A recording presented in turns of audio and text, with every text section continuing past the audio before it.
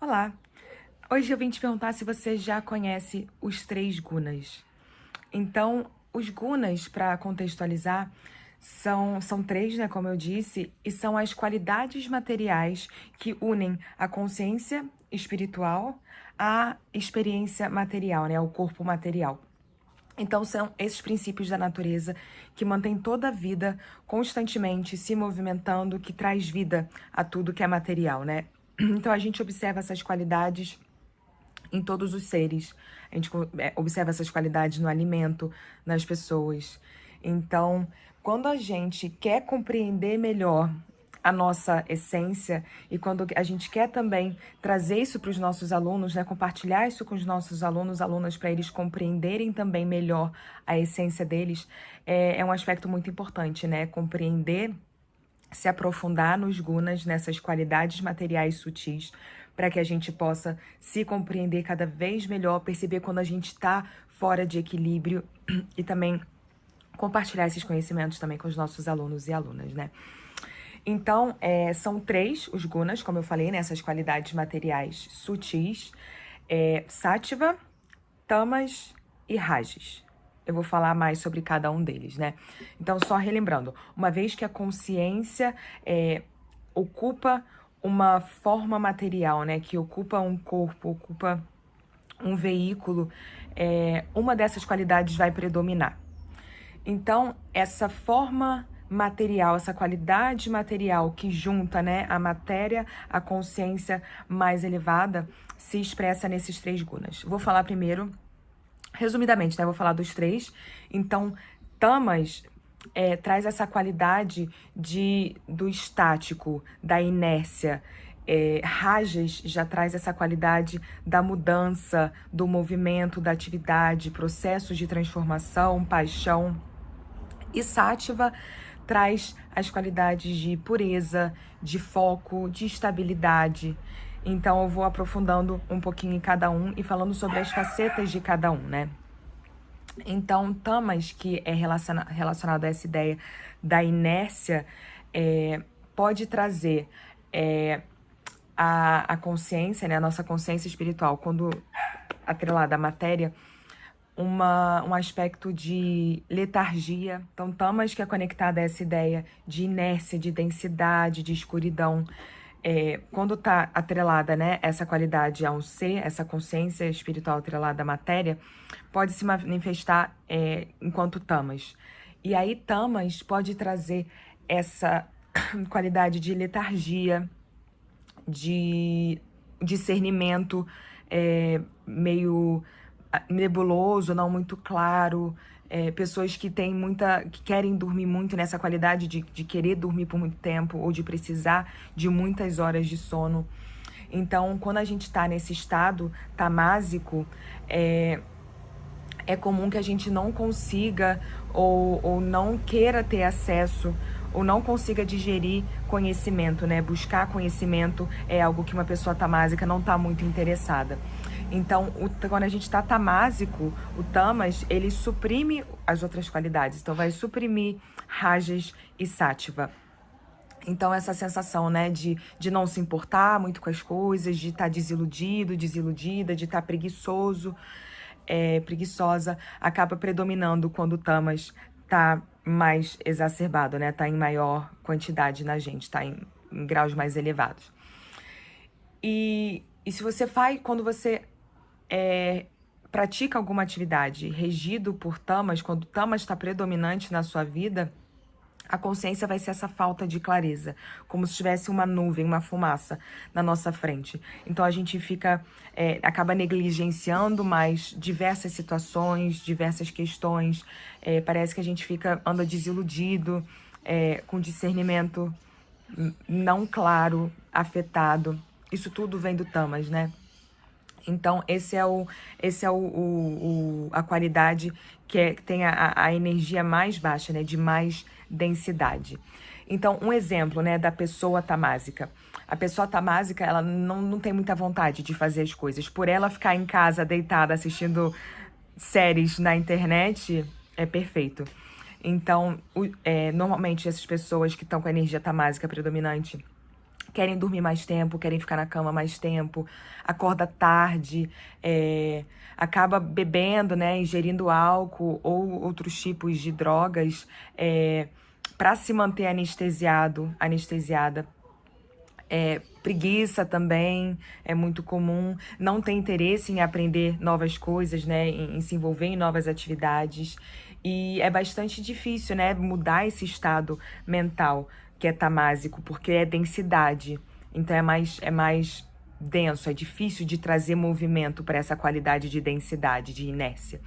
Então, a pessoa tamásica acaba negligenciando seus afazeres, suas atividades, muitas vezes também não se importa muito com as outras pessoas. E é interessante, né, como eu falei, essas qualidades, elas se manifestam em diversas outras matérias, né?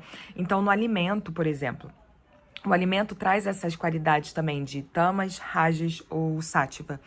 Então, qual seria o alimento tamásico, né? Então, lembrando que tudo tem essas qualidades, tudo que a matéria traz essas qualidades, né? Uma delas predominando. E aí, quando a gente pensa no alimento, a nossa dieta, aquilo que a gente ingere, também vai influenciar qual dessas qualidades está predominando na gente. Então, por exemplo, uma alimentação tamásica. Ela não beneficia a mente, ela não beneficia o corpo. Então, prana, né, a energia vital, ela não está necessariamente presente em grandes quantidades na alimentação tamásica. E o mesmo vai se refletir na gente, né, quando a gente ingere esse tipo de alimento. Então, aí a gente pode ficar com a mente mais nebulosa, com pouca clareza, esse senso de inércia, né, pode se apropriar da gente. E aí, a gente também pode baixar a imunidade, né, por conta da resistência do corpo a doenças, ficar também mais afetado, mais baixo. E aí, quando a gente também está ingerindo muito alimento tamásico, é comum que a gente fique com pensamentos negativos, que a gente sinta raiva, que a gente sinta ganância. Enfim, a alimentação tamásica também pode influenciar qual qualidade está predominando na gente, né? E aí a pergunta, né? Quais alimentos são tamásicos? Então, carne animal, em geral, é tamásica. Álcool é tamásico, tabaco é tamásico, alguns alimentos fermentados, alimentos processados, alimentos que estão muito, já ultrapassaram o maduro, né, que já estão quase que apodrecendo, são alimentos tamásicos. E se alimentar mais do que, numa quantidade maior do que é de fato necessária, né? Comer muito, por exemplo, também é uma alimentação, considerada uma alimentação tamásica. Então, quando a gente mantém isso em mente, né, a gente começa a perceber a nossa relação com o alimento, como isso influencia as nossas qualidades, como isso influencia o nosso estado. Se a gente tem uma alimentação predominantemente tamásica, isso vai impactar, vai refletir nas qualidades que a gente está carregando com maior predominância, né? Então, quando o tamas é predominante, é comum que a gente tenha também essa sensação de estar sobrecarregado, porque a gente não consegue lidar com clareza com as nossas atividades, né? Parece a sensação de estar emperrado, de estar estagnado, de estar tendendo mais à tristeza, de estar tendendo mais à autocrítica, a se culpar. Então, uma sensação, né, sentimento, sofrimento que é mais para dentro. A gente acaba trazendo mais para si do que para fora quando a gente está nesse estado tamásico. Então a gente traz uma culpa muito grande para si mesmo, né?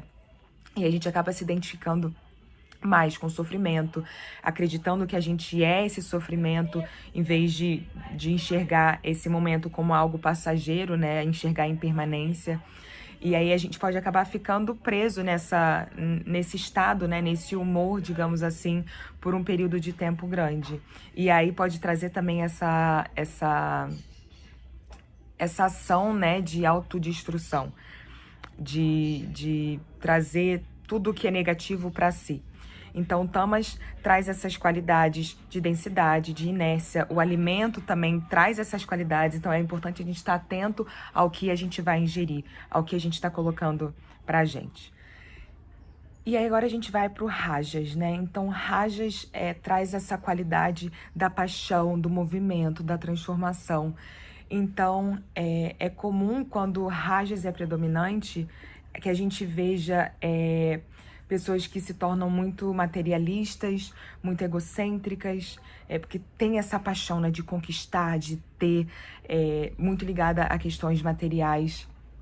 Então, o Rajas surge também dos desejos, pessoas que são muito apegadas ao trabalho, que querem trabalhar demais, pessoas que são muito ligadas ao excesso, ao luxo, né, das questões materiais.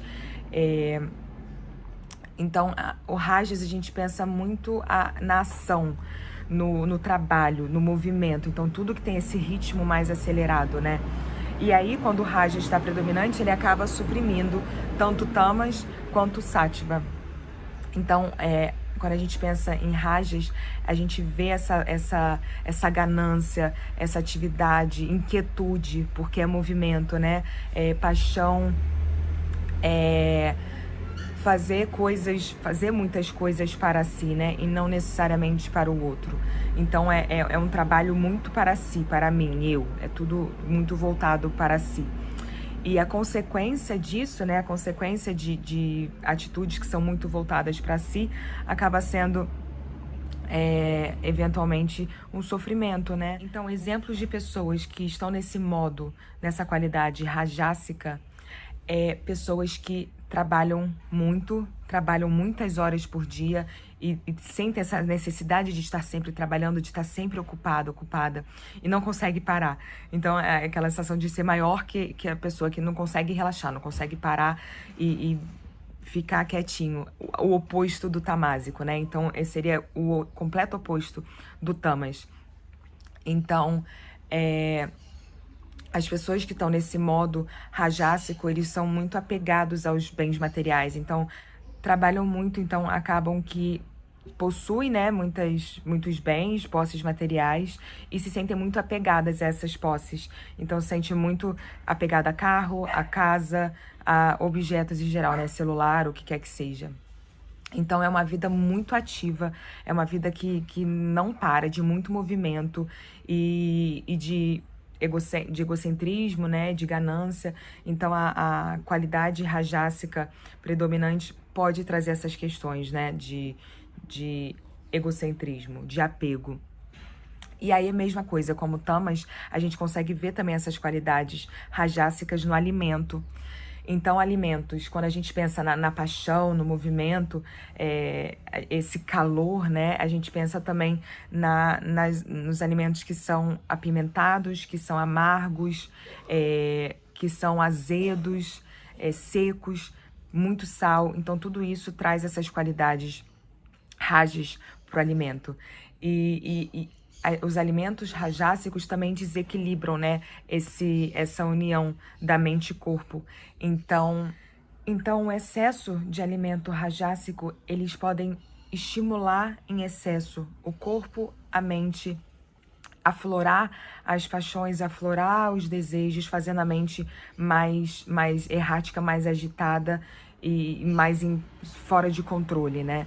Então, alimentos que possuem essa qualidade do calor, qualquer tipo de especiaria, de tempero, que seja bem picante, que seja apimentado, estimulantes que nem chá que contenha cafeína, o próprio café, peixe, ovos, o próprio alho, cebola. Então, tudo isso traz essa qualidade rajássica, né?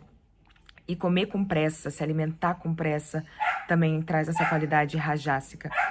E aí, quando a gente tá com rajas, né? Se a gente se alimenta muito em excesso de alimentos com essas qualidades, isso pode trazer essa qualidade rajássica para o nosso organismo, para o nosso equilíbrio mente e corpo também, né? E trazer eventualmente um desequilíbrio. Então, quando o raja está predominante, a gente acaba reagindo a emoções que não sejam confortáveis, que não sejam como a gente deseja, ficando com raiva, ficando reativo. Então, ao contrário do tamas lá atrás, o rajas vai para fora. Então, reage com tudo à sua volta.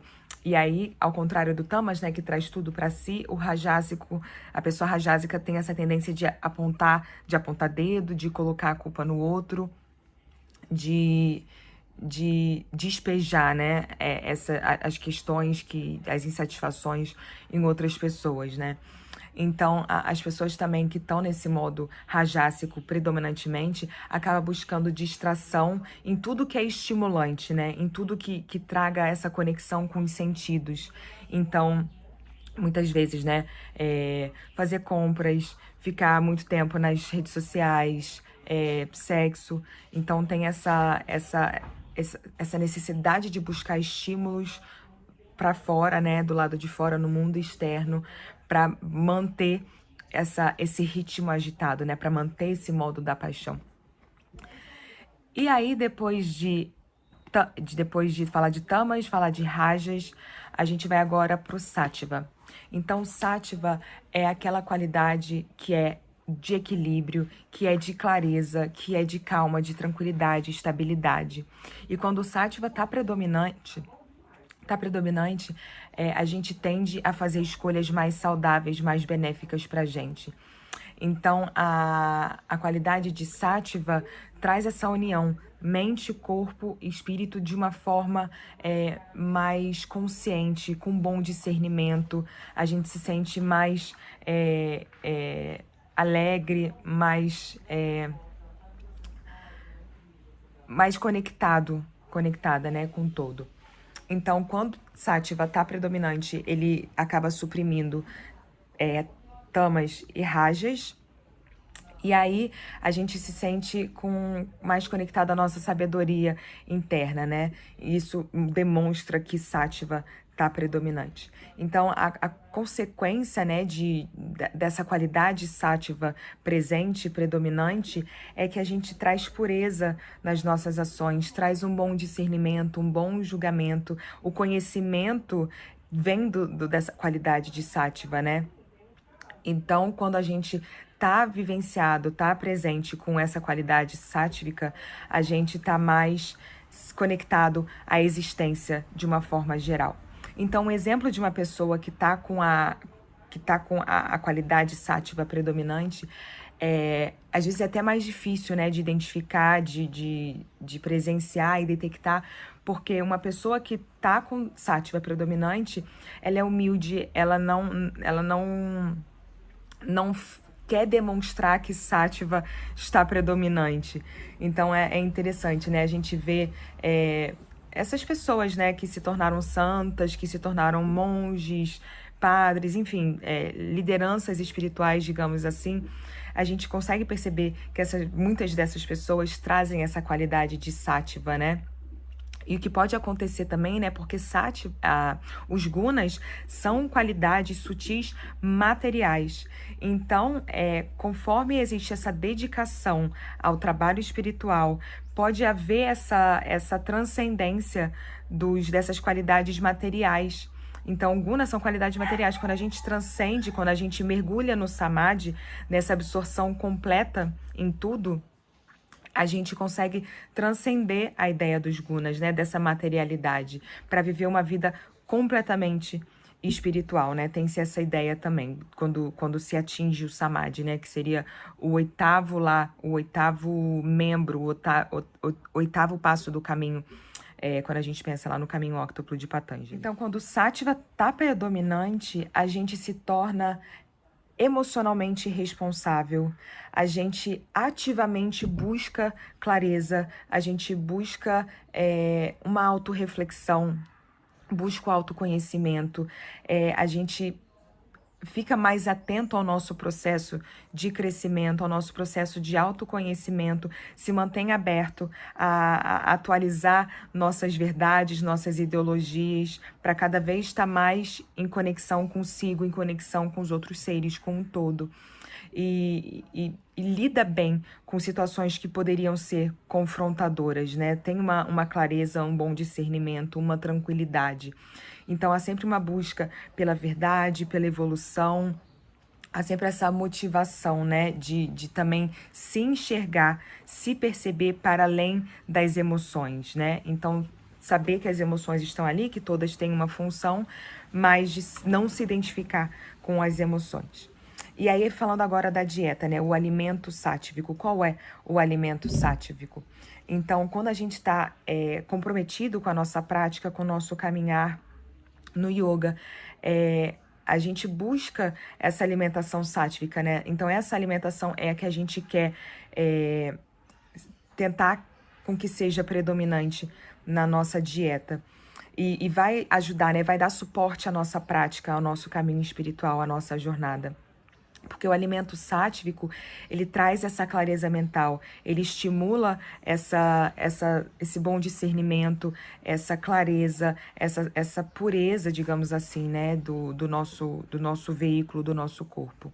Então, alimentos mais sátvicos, eles podem ser cereais, grãos, alimentos integrais, frutas frescas, todos os alimentos frescos, a maioria dos alimentos frescos em geral, né?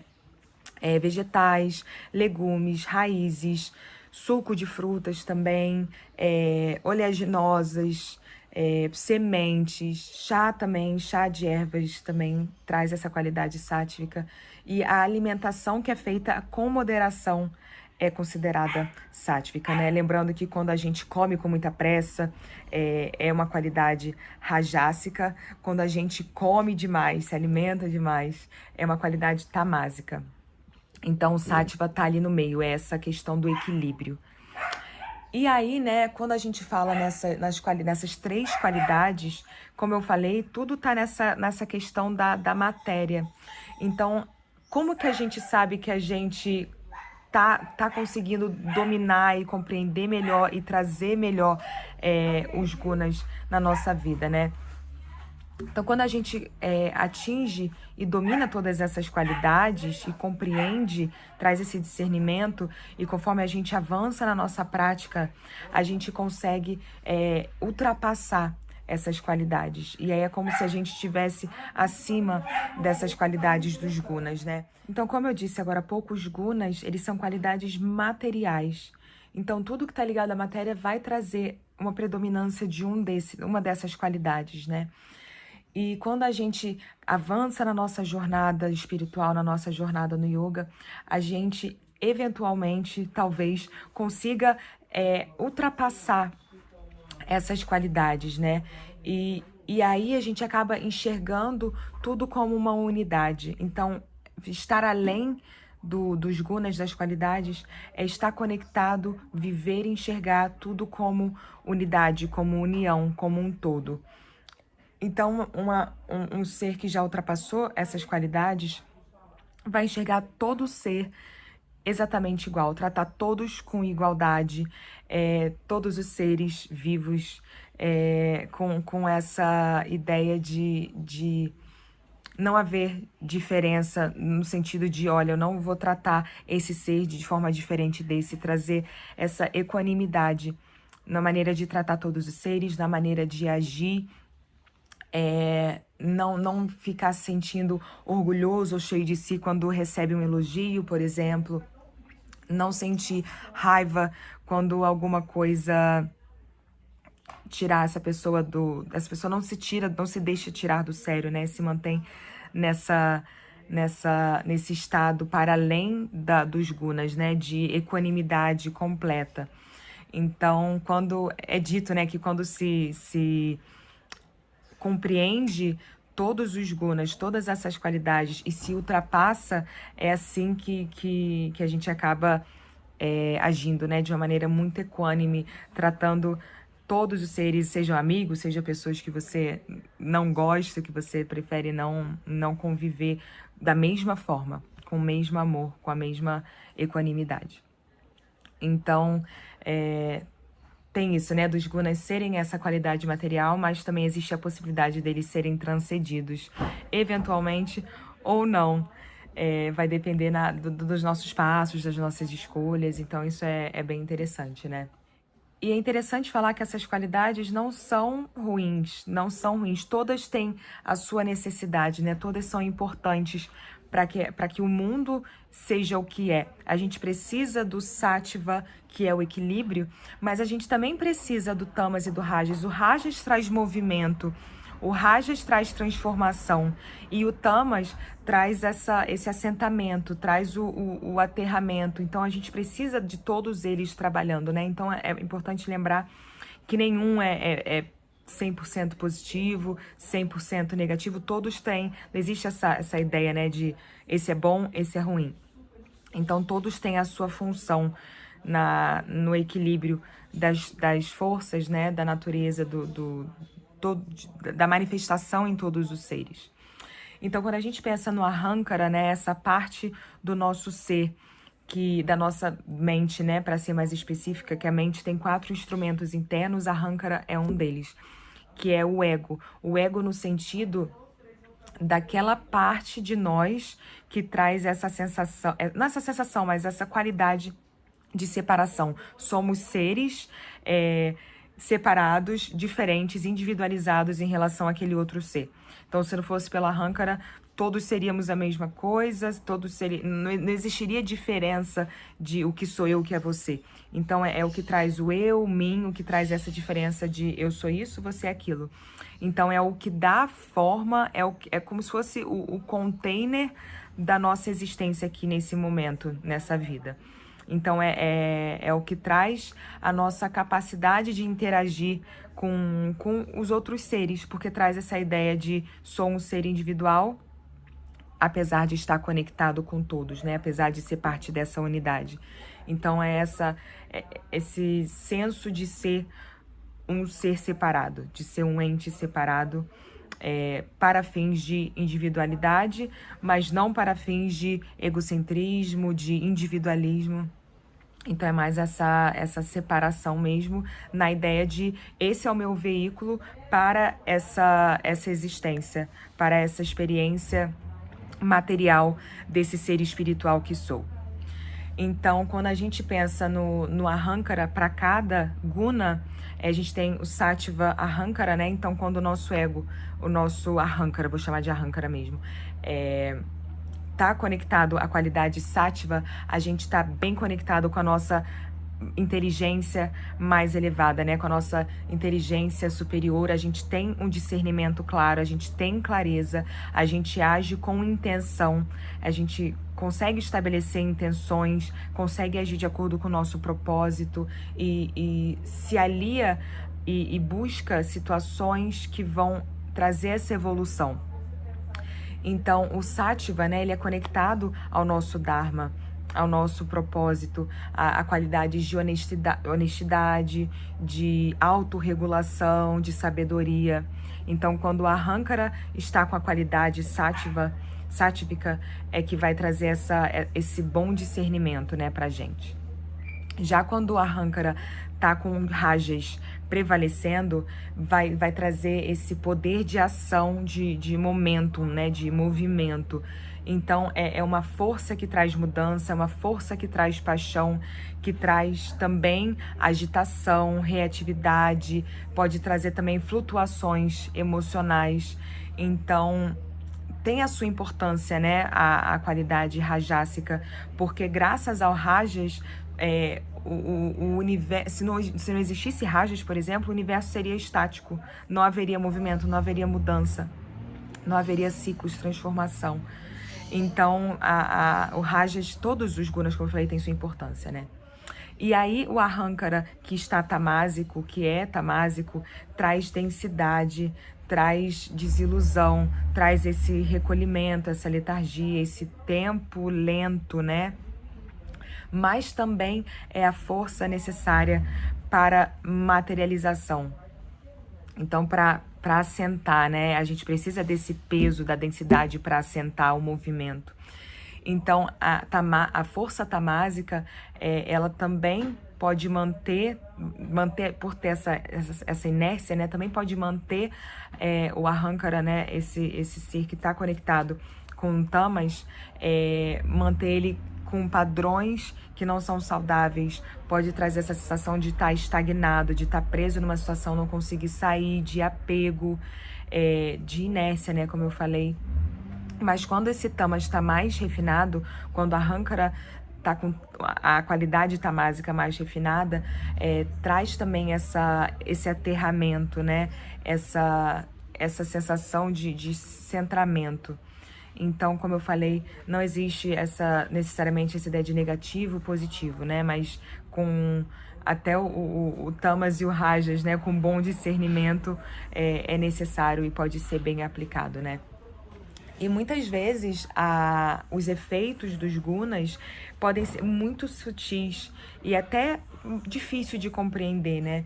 Porque eles podem agir nas nossas emoções, nas nossas ações. A gente percebe muito também na nossa meditação a qualidade em qual estado a gente está, né? Por exemplo, falando da meditação, quando a gente está mais rajásico, quando a gente está com rajas, paixão predominante, a gente tem a tendência de pensar, nossa, eu tô muito ocupado hoje para meditar. Não vai rolar meditar hoje. Ou então medita, mas a mente se mantém muito agitada. E aí o tamásico, ele pode até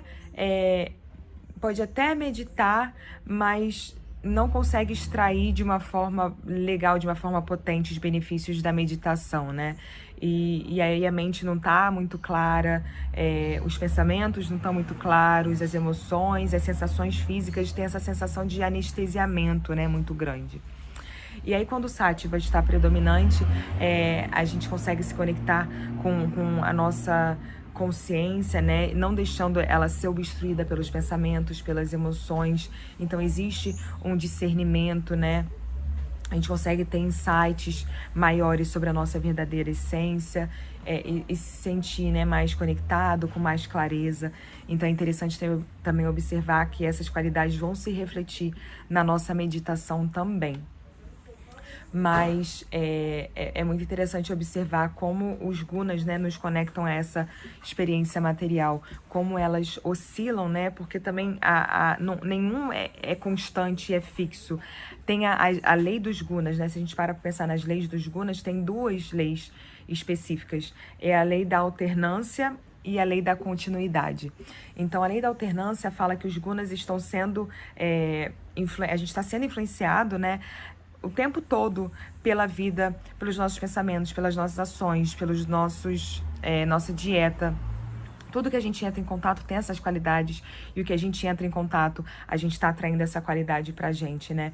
Então, na segunda lei da alternância, tudo que a gente entra em contato vai trazer uma dessas qualidades, né? Então, quando a gente fica mais atento a que a gente está entrando em contato, seja nos nossos pensamentos, nas nossas ações, na nossa alimentação, a gente consegue, de uma maneira mais atenta, ir mudando o direcionamento de qual guna a gente quer ir, né? Em geral, a gente quer caminhar para o Sattva. E a lei da continuidade traz essa ideia de semelhante atrai semelhante. Então, a gente tem essa tendência de permanecer no guna que a gente está, nessa qualidade que a gente está.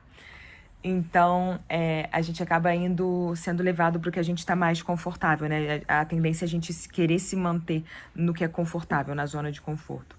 Então, essa lei da continuidade fala isso, que a gente quer se manter naquilo que é familiar pra gente, né? Que a gente já tá vivendo. Porque traz uma sensação boa, né? Então, trazer essa consciência, né? De não necessariamente porque algo traz uma sensação boa... isso não quer dizer que é algo que seja bom pra gente, né? Que esteja nos ajudando, que esteja sendo benéfico. Então, é interessante a gente perceber a ação dessas duas leis, da alternância e da continuidade, para a gente começar a ter uma escolha de que direção a gente quer ir, né? Para caminhar para o Sattva. E vai ter momentos que a gente vai precisar do Rajas, do Tamas. Então, existe essa alternância, né? Que a gente tenha um discernimento para escolher e conseguir agir de forma que a gente busque chegar mais próximo daquele guna. Então, a maioria de nós, né, sabe o que a gente quer, mas não necessariamente o que a gente precisa de fato, né? Então, perceber a diferença é essencial para a gente viver de uma forma mais sátvica, mais equilibrada, com melhor discernimento e clareza. Então, essa ideia toda, né, das qualidades materiais sutis que os gunas trazem é muito importante para a gente se compreender melhor, fazer escolhas melhores para si e dessa forma também compartilhar com os nossos alunos, nossas alunas, esse entendimento, né, para que as pessoas também possam fazer essas escolhas melhores para si.